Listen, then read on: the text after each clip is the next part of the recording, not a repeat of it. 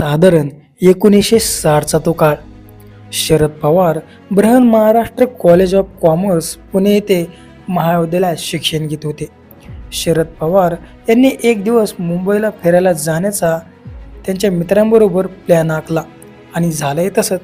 हे सर्व मित्र एक दिवस मुंबईला गेले. त्यांनी तिथे समुद्रकिनारा, विमानतळ, CST रेल्वे स्टेशन अशा वेगवेगळ्या प्रकारच्या सर्व गोष्टी पाहितल्या. शरद पवार यांचं याड्यावरच मन भरलं नाही. ते म्हणाले, आपण सर्व मंत्रालय बघायला जाऊ.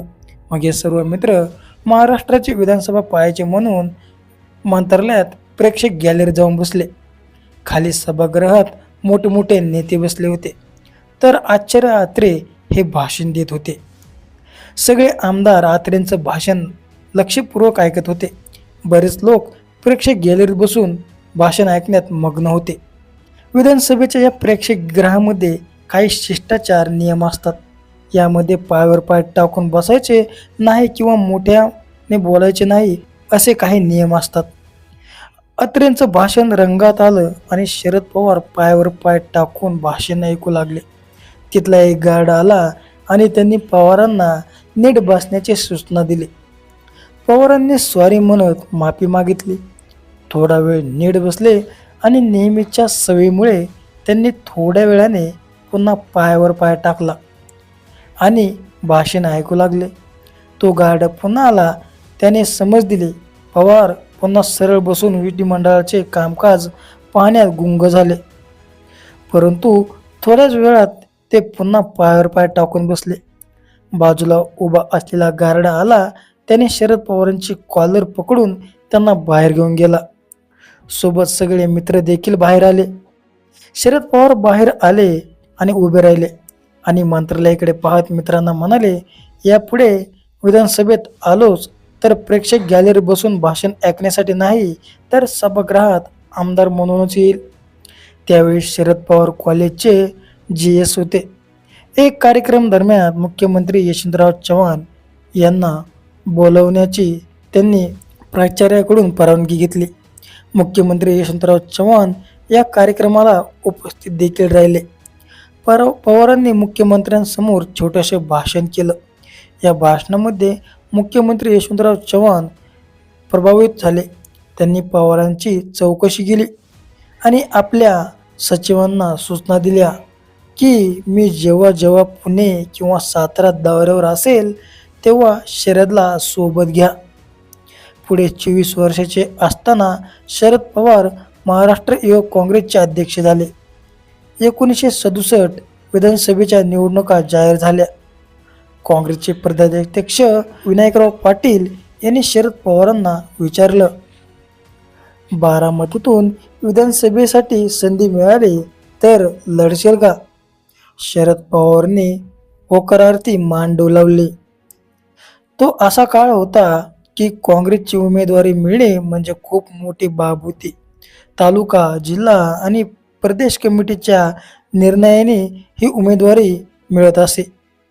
जेव्हा उमेदवार म्हणून पवारांचे नाव आलं तेव्हा स्थानिक पातळीवर प्रचंड विरोध झाला. 11-1 अशा फरकाचा हा विरोध होता. हा पोरगा एकदा आमदार झाला तर परत काही जागा सोडणार नाही म्हणून हा विरोध होता. स्थानिक कमिटीने हा पोरगा उभा राहिला तर पाडणार असा अहवाल जिल्हा पातळीवर पाठवून दिला. जिल्हा कमिटीने तोच अहवाल प्रदेश कमिटीकडे पाठवला. जिल्ह्यातील नेत्यांना पवारांच्या उमेदवारीला खुला विरोध केला. पण प्रदेशाध्यक्ष विनायकराव पाटील आणि मुख्यमंत्री यशवंतराव चव्हाण आपल्या निर्णयावर ठाम होते. यशवंतरावांनी जिल्ह्यातील एक मोठ्या नेत्याला बोलावून घेतले आणि म्हणाले, आपण महाराष्ट्रामध्ये 270 पैकी किती जागांवर निवडून येऊ शकतो? त्यावर तो नेता म्हणाला, साहेब आपल्याला 190 ते 200 जागा मिळू शकतात. त्यावर यशवंतराव चव्हाण म्हणाले, याचा अर्थ 70 ते 80 जागांवर आपला पराभव निश्चित आहे.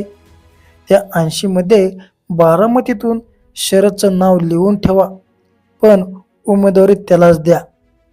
यशवंतरावांच्या या वक्तव्याने जिल्ह्यातील विरोधक शांत झाले. पण बारामतीत मात्र अनेक पदाधिकाऱ्यांनी आपले राजीनामे दिले होते. पण शरद पवार पट्टीचे खेळाडू होते याची जाणीव अजून मतदारसंघात कोणालाच नव्हती. पवारांकडे 600-700 विद्यार्थ्यांची संघटना होती.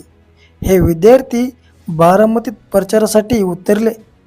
त्यांनी मतदारसंघ पिंजूनच काढला. निकालाचा दिवस उजाडला आणि शरद पवार मैदान मारलं होतं. नवीन पैलवान मैदानात उतरला होता. विजयाचा धुराळा उडाला. विजयाचा गुलाल शरद पवारांच्या माथी लागला.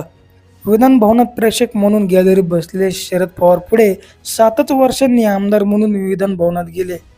पहिल्या 5 वर्षात पवारांनी बारामतीचा कायापालट केला.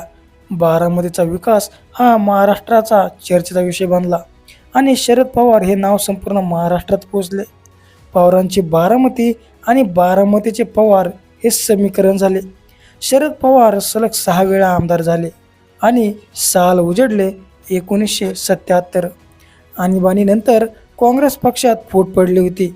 इंदिरा काँग्रेस आणि रेड्डीज काँग्रेस अशी काँग्रेसची 2 शकले झाली होती. तरुण राजकारणी शरद पवारांची रेड्डीज काँग्रेसमध्ये प्रवेश केला. 1978 मध्ये विधानसभा निवडणुका झाल्या. दोन्ही काँग्रेस स्वतंत्रपणे लढल्या. शरद पवार निवडून आले, पण राज्यात पक्षाने सर्वाधिक 99 जागा जिंकल्या, मात्र बहुमत कोणालाही नव्हते. इंदिरा काँग्रेसला 62 तर रेड्डीज काँग्रेसला 69 जागा मिळाल्या होत्या. निवडणुकीनंतर दोन्ही काँग्रेस पुन्हा एक झाल्या आणि सन्माननीय वसंतदादा पाटील राज्याचे नवे मुख्यमंत्री झाले. मात्र अवघ्या काही दिवसात नेत्यांमधील मतभेद वाढू लागले. गटागटात राजकारण पुढे येऊ लागले. सरकार स्थापन होऊन 4च महिने झाले होते. जुलै 1978 मध्ये मुख्यमंत्री वसंतदादांनी शरद पवारांना घरी जेवायला बोलावले. शरद पवार साहेब त्यावेळी उद्योगमंत्री होते. जेवणाआधी मुख्यमंत्र्यांनी अनेक विषयांवर पवारांसोबत चर्चा केली आणि जेवणही झाले. जेवणानंतर निघताना पवारसाहेब वसंतदादांना म्हणाले, दादा आता मी चाललो आहे, काही चूक झाली असेल तर मला माफ करा. मुख्यमंत्री दादांना काहीच समजले नाही. पवारसाहेब निघून गेले आणि थोड्याच वेळात वसंतदादांच्या घरातील टोल फोनची रिंग वाजली. समोरून आवाज आला, हॅलो मुख्यमंत्री साहेब आहेत का? वसंतदादांनी फोन घेतला. हॅलो. समोरून आवाज आला, दादा आपली खुर्ची धोक्यात आहे. फोनवर वसंतदादांची एकदम जवळची व्यक्ती होती. वसंतदादांनी आश्चर्याने विचारले, का, काय झालं? समोरून उत्तर आले, शरद पवार सगळ्या आमदारांना घेऊन बंडखोरी करणार अशी बातमी कानावर आली आहे. हे ऐकून वसंतदादांना जोरात हसू आले. ते म्हणाले, अहो शरद पवार आत्ताच माझ्या घरी जेवून गेलेत, ही बातमी खोटी आहे. समोरच्या व्यक्तीने फोन ठेवला, पण त्यांना संध्याकाळी महाराष्ट्राच्या राजकारणात मोठा स्फोट झालेला पाहिला. बातमी आली की शरद पवारांनी 40 आमदारांसोबत बंडखोरी करत समाजवादी काँग्रेस आणि जनता पक्षासोबत सरकार स्थापन केले आहे. वसंतदादांचे सरकार कोसळले होते. पवारांचे राजकारण भल्याभाल्यांना कळले नाही.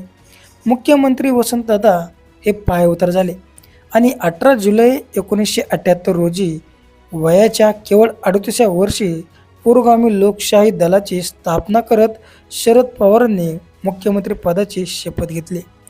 महाराष्ट्रातला सर्वात तरुण मुख्यमंत्री मिळाला होता. बारामतीच्या माळरानापासून देशाच्या कानाकोपऱ्यात एकच चर्चा रंगली होती, वयाच्या अवघ्या 38व्या वर्षी मुख्यमंत्री होणारा हा शरद पवार नेमका कोण? पुढे शरद पवार हे नाव राजकारण, साहित्य, कला, क्रीडा, शेती आणि सहकार क्षेत्रात झळकू लागले.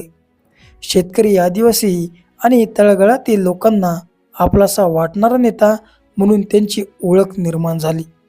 राजकारणाच्या आखाड्यात तेल लावलेल्या पैलवानासारख्या कोणाच्याही हाताला न लागणारा देशातील राजकारणातील प्रभावी व्यक्तिमत्व म्हणून शरद पवार हे उदयास आले. शरदचंद्र गोविंदराव पवार यांचा जन्म 12 डिसेंबर 1940 रोजी पुणे जिल्ह्यातील बारामती येथे झाला.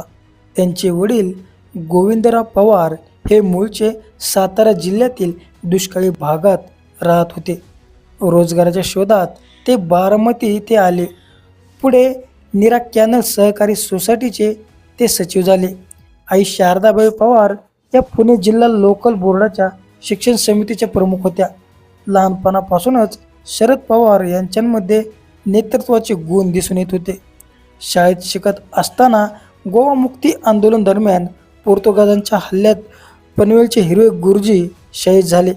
या घटनेचा निषेध करण्यासाठी 9वीत शिकणाऱ्या शरद पवारांनी तब्बल 600 ते 700 विद्यार्थ्यांना सोबत घेऊन निषेध मोर्चा आणि शाळा बंद ठेवली होती. 1993 मध्ये लातूर, धाराशिव आणि किल्लारी परिसरात भीषण भूकंप झाला. भूकंपाची तीव्रता इतकी प्रचंड होती की 52 गावे पूर्णपणे उद्ध्वस्त झाली. त्यावेळी महाराष्ट्राचे मुख्यमंत्री शरद पवार होते. घटनेची माहिती मिळताच पवार साहेब तात्काळ किल्लारी येथे पोहोचले. आजूबाजूला फक्त धुळीचे ढग, उद्ध्वस्त घरे आणि हतबल लोक दिसत होते. मात्र पवार साहेबांनी हार मानली नाही. त्यांनी संपूर्ण प्रशासन किल्लारीमध्ये हलवले. जिल्हाधिकारी, वरिष्ठ अधिकारी आणि मंत्रालयातील यंत्रणा थेट घटनास्थळी आणली. देशातील मोठ्या नेत्यांच्या भेटींवरही काही काळ निर्बंध लावले गेले, जेणेकरून मदत कार्यावर परिणाम होऊ नये. पवार साहेबांनी लोकांना धीर दिला, त्यांना विश्वास दिला की ते पुन्हा उभे राहतील आणि अवघ्या काही महिन्यांत नवीन घरांसह संपूर्ण गावे पुन्हा उभा राहू लागली. आपली व्यवस्थापन कसे असावे हे याचे आदर्श उदाहरणार्थ त्यांनी संपूर्ण देशासमोर ठेवले होते.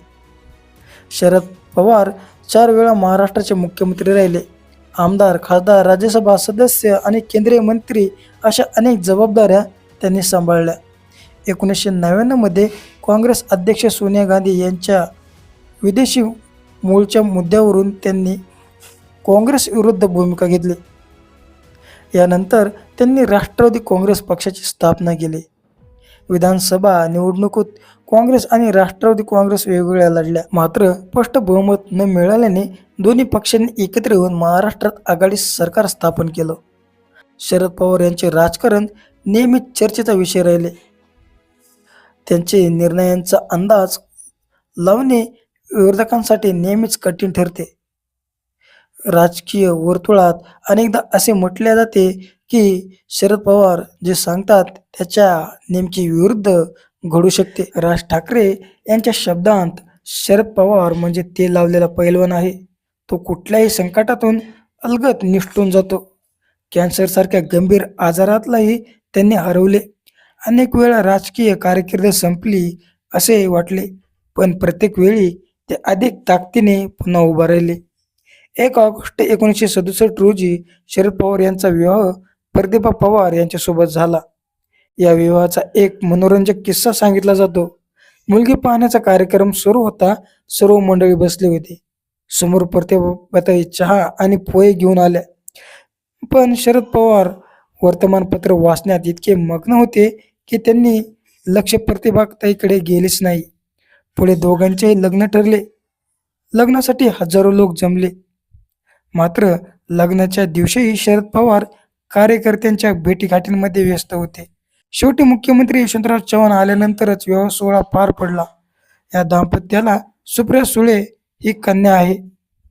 प्रेक्षक गॅलरीतून बाहेर काढण्यात आलेला एक तरुण स्वतःचा जिद्दीवर आमदार झाला, मुख्यमंत्री झाला, राष्ट्रीय राजकारणातील एक प्रभावी नेता बनला आणि महाराष्ट्राच्या राजकारणात अनेक दशक आपली छाप सोडत राहिला. शेतकरी, सहकार, उद्योग, क्रीडा, प्रशासन आणि राजकारण या सर्व क्षेत्रामध्ये आपला ठसा उमटवणारे हे व्यक्तित्व म्हणजे सन्माननीय शरदचंद्र गोविंदराव पवार साहेब. शरद पवार हे फक्त राजकारणाचे चाणक्य नसून त्यांनी अनेक पद भूषवली आहेत. जसे की आंतरराष्ट्रीय क्रिकेट स्तरावर ते ICCचे अध्यक्ष देखील राहिले आहेत. मग महाराष्ट्र कुस्ती असोसिएशन असो, अनेक क्रीडामध्ये त्यांचा हातभार लागला आहे. कित्येक तरुणांना महाराष्ट्राच्या कानाकोपऱ्यात, जगाच्या कानाकोपऱ्यात त्यांनी पोहोचवलं आहे.